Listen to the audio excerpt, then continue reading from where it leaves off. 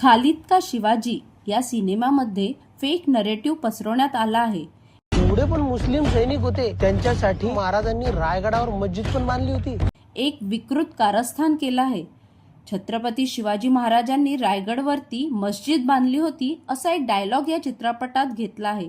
लाज वाटली पाहिजे असं दाखवताना, तेही चित्रपटाच्या माध्यमातून। दुसरे म्हणजे चित्रपटाचे नाव खालिद का शिवाजी असा एकेरी राजांचं नाव कसं म्हणू शकता।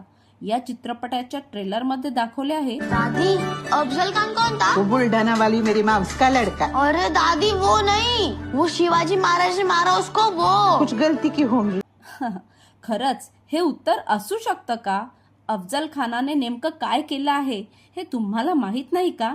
इतिहास लपवण्याचं काम चालू आहे फक्त। राजेंनी रायगडावर मस्जिद बांधली हे इतिहासात कुठे घडले आहे?